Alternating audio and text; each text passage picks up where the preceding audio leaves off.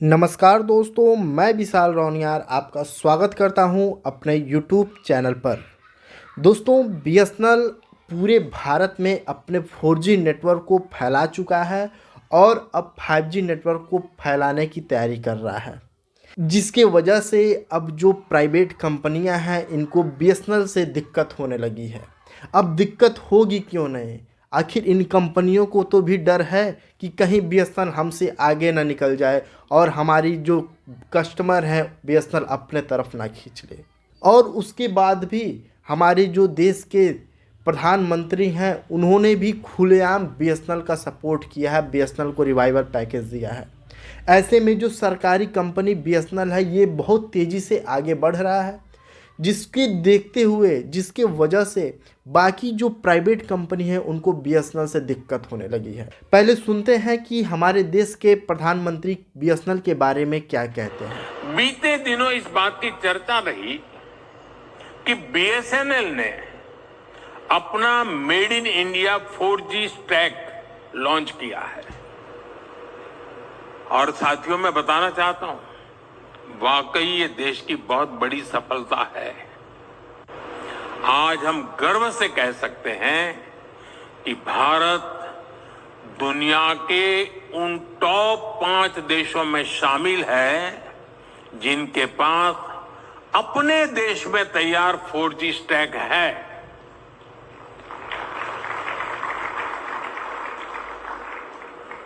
हिंदुस्तान ने 2G सुना है क्योंकि सारे हेडलाइन भरे पड़े रहते हैं, 2G में ये हुआ, 2G में ये हुआ।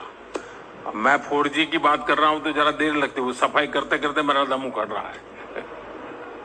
आज बीएसएनएल नए अचीवमेंट हासिल कर रही है, लेकिन साथियों देश की सफलता का यह सिर्फ एक पक्ष है।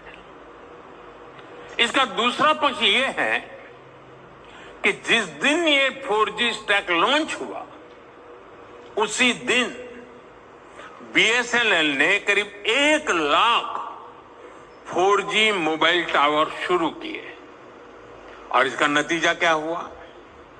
इससे उन लाखों लोगों को हाई स्पीड इंटरनेट की सेवा मिलने लगी है जो दूर दराज के जंगलों में रहते हैं, जो पहाड़ी इलाकों में रहते हैं, जिनके यहां अब तक तेज स्पीड वाला इंटरनेट नहीं पहुंच पाया था। तो दोस्तों, आपने सुना भारत सरकार बीएसएनएल का कितना ज़्यादा सपोर्ट कर रहा है और ऐसे में एयरटेल बीएसएनएल के ऊपर इल्ज़ाम लगा रहा है कि बीएसएनएल की जो टावर है वो एयरटेल के नेटवर्क को प्रॉब्लम कर रहा है। बीएसएनएल के जो टावर है एयरटेल के सिग्नल को ख़राब कर रहा है। बीएसएनएल के टावर की वजह से एयरटेल की कॉल में गड़बड़ी आ रही है, डाटा स्लो चल रहा है। बीएसएनएल के टावर की वजह से एयरटेल की जो अपलिंक है उसमें इंटरफेरेंस आ रहा है, यानी कि दूसरे नेटवर्क की जो रेडियो फ्रिक्वेंसी है वो एयरटेल के नेटवर्क में घुस रही है। यहाँ तक कि एयरटेल ये भी दावा कर रहा है कि जो बीएसएनएल के टावर पर लगे हुए तेजस नेटवर्क की जो इक्विपमेंट है उसकी फ्रीक्वेंसी एयरटेल के नेटवर्क में दखल दे रहा है। और ये भी कह रहा है एयरटेल कि जो तेजस नेटवर्क के इक्विपमेंट है ये सब स्टैंडर्ड इक्विपमेंट है। तो दोस्तों, मैं आपको बता दूं कि तेजस नेटवर्क ने जो इक्विपमेंट यूज किया है ये सारे उपकरण इंटरनेशनल स्टैंडर्ड मानक को पूरा करते हुए इसको वेरीफाई किया गया है। एयरटेल ने बीएसएनएल के टावर के बहुत पास ही अपने टावर को लगाया है, जिसकी वजह से एयरटेल के फ्रीक्वेंसी में दिक्कत आ रही है, ना कि तेजस नेटवर्क के इक्विपमेंट की वजह से एयरटेल को दिक्कत आ रही है। जैसे दोस्तों, जो कंपनियां होती हैं ये अपने अपने मोबाइल नेटवर्क को चलाती हैं और जो सरकार है दोनों कंपनी को अलग अलग फ्रीक्वेंसी बैंड देती है। अगर इन बैंड के बीच गार्ड बैंड कम हो गया या फिर किसी का सिग्नल लिमिट से बाहर लीक हो जाता है तो दूसरे के नेटवर्क में घुस जाता है और इसी को हम इंटरफेरेंस कहते हैं। अगर हम ऐसे समझें तो एयरटेल का जो है फ्रीक्वेंसी बैंड 900 मेगाहर्ट्ज बैंड पर काम कर रहा है, जबकि बीएसएनएल का 850 मेगाहर्ट्ज बैंड पर काम कर रहा है। अगर किसी का सिग्नल दीवार पार कर जाए या फिर दीवार पतली हो तो दोनों की फ्रीक्वेंसी आपस में टकरा जाती है। और जो एयरटेल कह रहा है कि राजस्थान में कि बीएसएनएल के टावर की वजह से एयरटेल को प्रॉब्लम हो रहा है, इसी के वजह से एयरटेल को दिक्कत हो रहा है, क्योंकि एयरटेल और बीएसएनएल का जो टावर है एक दूसरे के पास है, जिसके वजह से एयरटेल की फ्रीक्वेंसी बीएसएनएल की फ्रीक्वेंसी टकरा रही है और एयरटेल को प्रॉब्लम हो रहा है। एयरटेल का आरोप है कि तेजस का जो फिल्टर है 864 से 894 मेगाहर्ट्ज के लिए बना है, लेकिन भारत में 869 से 889 मेगाहर्ट्ज की रेंज वैलिड है। यानी तेजस का फिल्टर भारत की रिक्वायरमेंट के हिसाब से टाइट नहीं है, इसी वजह से सिग्नल लीक हो रहा है और एयरटेल के 900 मेगाहर्ट्ज अपलिंक में घुस जा रहा है। मतलब अगर एयरटेल की भाषा में कहें कि एयरटेल क्या कहना चाहता है, एयरटेल ये कह रहा है कि जो तेजस नेटवर्क के इक्विपमेंट हैं ये सब स्टैंडर्ड हैं और इंडिया की जो स्पेक्ट्रम रूल है उसको फॉलो नहीं करता है।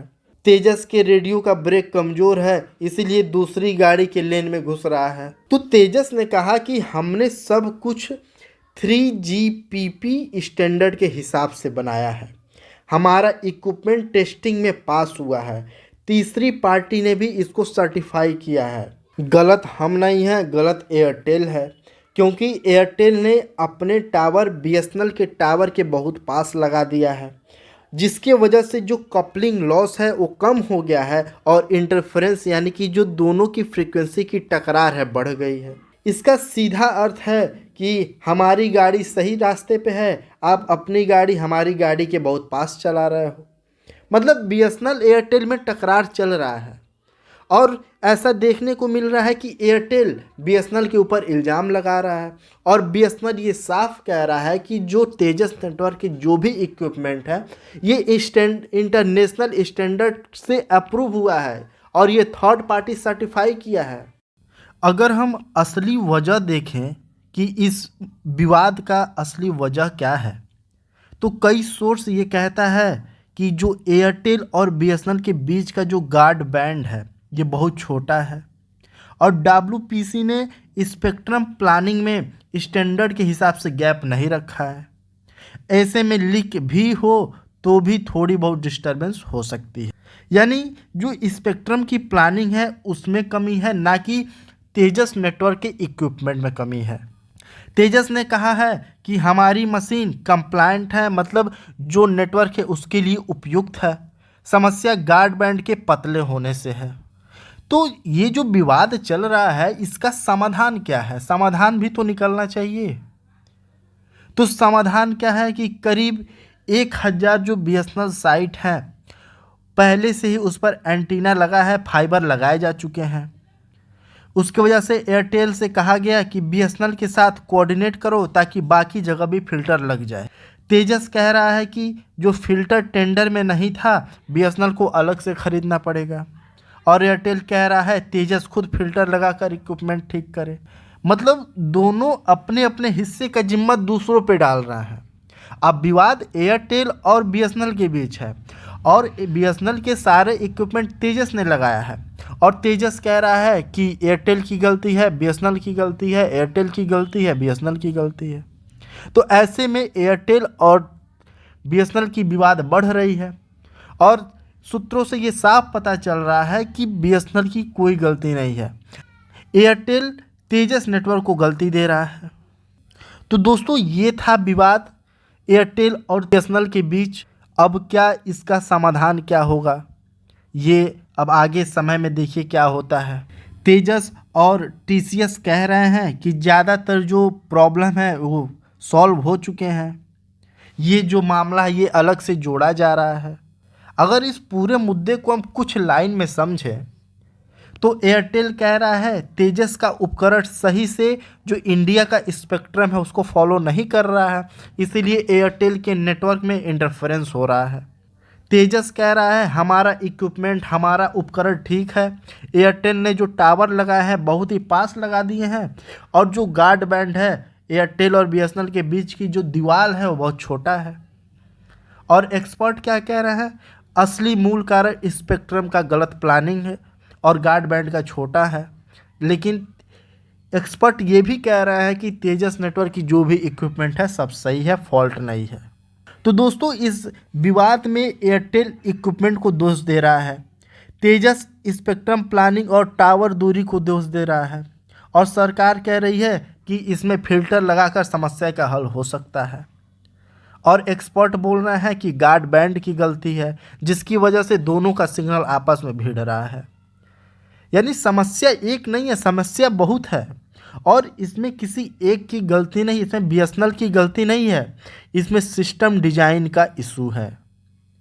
तो दोस्तों ये था बीएसएनएल एयरटेल का पूरा विवाद, जिसमें एयरटेल बीएसएनएल पे इल्ज़ाम लगा रहा है कि बीएसएनएल के जो इक्विपमेंट है ठीक नहीं है, ख़राब है। लेकिन अभी हमने जाना कि बीएसएनएल का इक्विपमेंट पूरी तरीके से सही है, इंटरनेशनल स्टैंडर्ड के मानक को पूरा कर रहा है। तो दोस्तों ये था विवाद। अगर आपको ये वीडियो यूजफुल लगा हो तो वीडियो को लाइक करिएगा, मेरे चैनल को ज़रूर सब्सक्राइब करिएगा। मिलते हैं आपसे अगले वीडियो में, तब तक के लिए जय हिंद, जय भारत, जय बीएसएनएल।